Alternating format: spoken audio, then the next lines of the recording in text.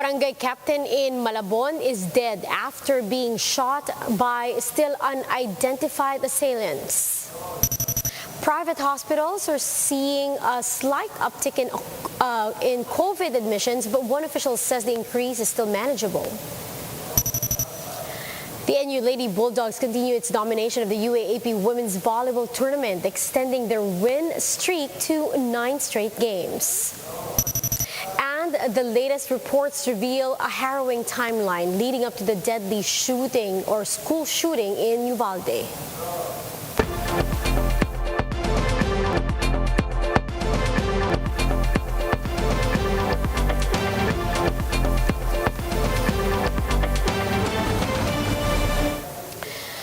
Focused and fearless, here's everything you need to know to jumpstart your weekend. I'm Riza Diaz.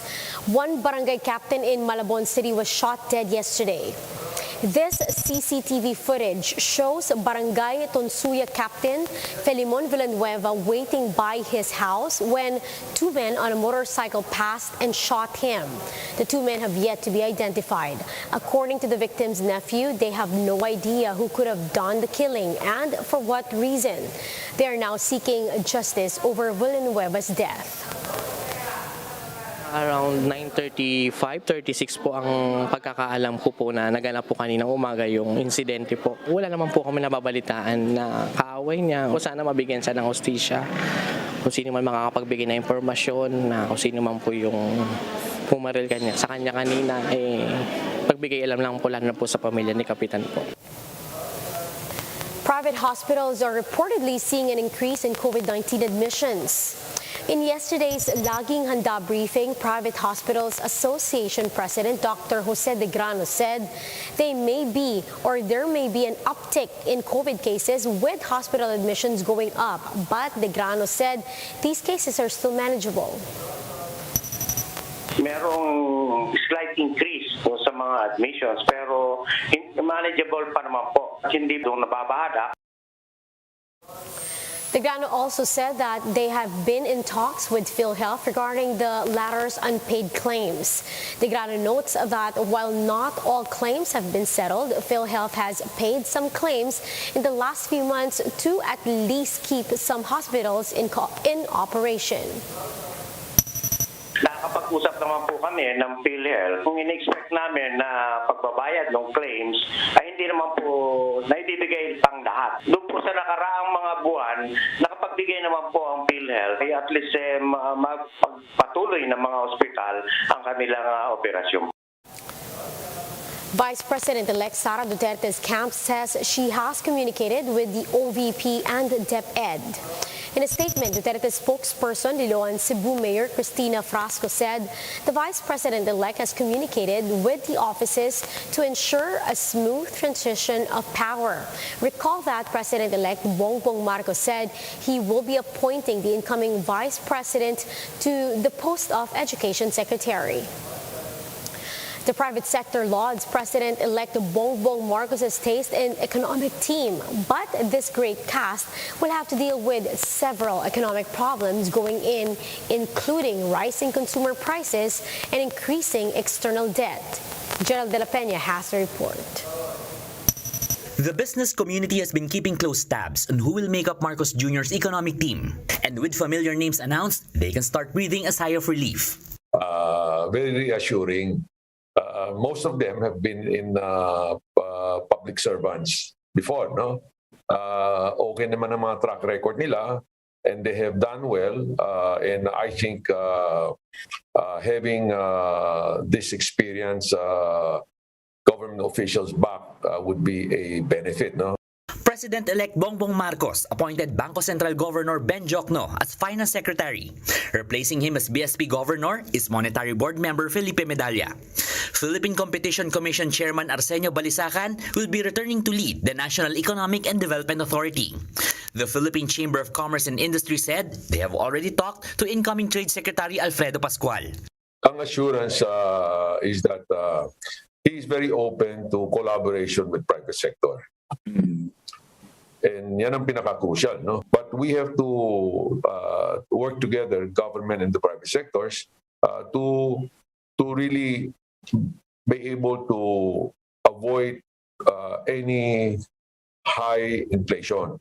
The Management Association of the Philippines, where Pascual currently serves as president, is confident that the new trade chief will be able to carry out his mandate of uplifting the small entrepreneurs. No? The markets are uncertain. You will always feel the remnants of COVID still hovering. And you will see the inflation of the Ukraine war. There will be, again, monetary reversals by the Fed and the ending of the expansion cycle. So the budgets are going to be very, very tight. No? That's why we need very experienced hands who know what to do and provide that level of market credibility. So for Fred, I think he knows what he's going to do. The Philippine Exporters Confederation also welcomed the new set of appointees. We are very happy with the choices. Yung unang fear namin is baka magiging mga political appointees. Yung mga yun kinausap at some of them pinag-usapan pa magsilbi. A political economist also believes that the incoming admin picked a stellar cast for its economic team. Well, I think it's an 18. Almost all of them have the academic credentials, and they also have the experience. Medalla, Jokno, and Balisacan all have PhDs in economics and were former professors of the UP School of Economics, while Pascual used to be a consultant with ADB and former president of the University of the Philippines. So they're all tried and tested. The new set of economic managers, though composed of seasoned economists, will have to contend with rising consumer prices and ballooning external debt.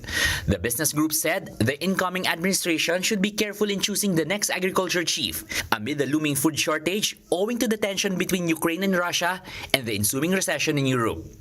For News 5, Gerard de la Peña, We Are One News. We'll be back with more stories after the break. Keep it here on One News.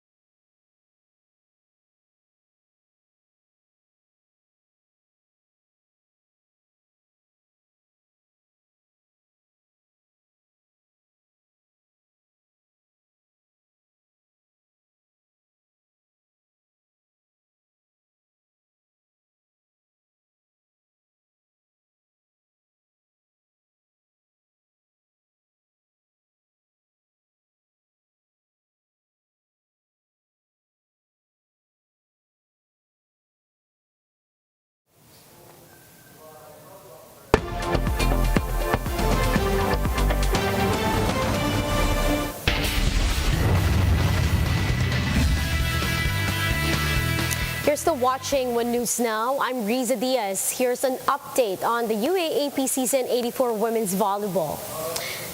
The Adamson Lady Falcons got back on the winning track with a comfortable 3-set whipping off the still winless UE Lady Warriors. The NU Lady Bulldogs rebounded from a first-set loss to remain undefeated in 9 games following another dominant win over the Ateneo Lady Blue Eagles. The USD Golden Tigresses, meanwhile, notched their 4th straight win after digging it out with the UP Lady Fighting Maroons in 4 sets. And the De La Salle Lady Spikers bounced back from their loss on Thursday after sweeping the FEU Lady Tamraws.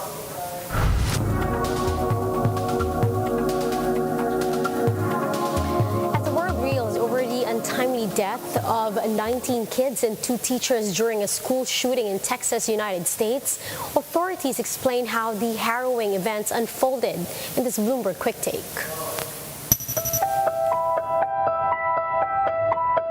.27, the exterior door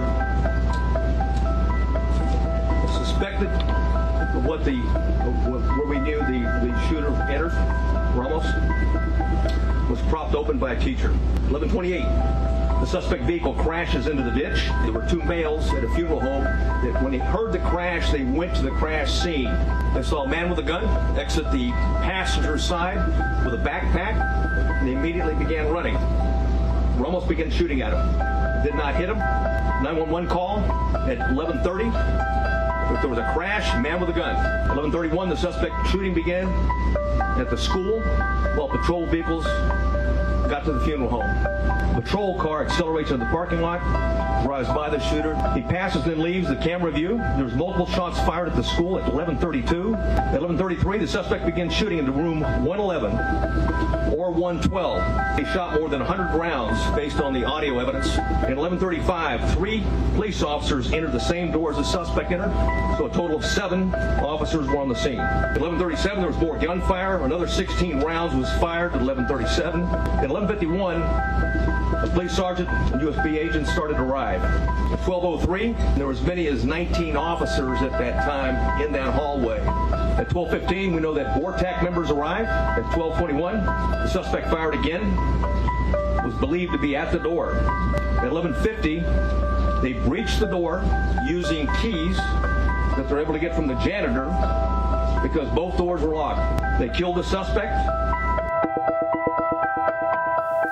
And those are the top stories of the hour. Join us later again at 9 in the morning as we continue to monitor the day's biggest stories. You can also catch One News on Signal Play app. Register for a free account now at www.signalplay.com and stream One News live anytime, anywhere. I'm Riza Diaz. Mask on, wash hands, and stay safe, Philippines. We are One News.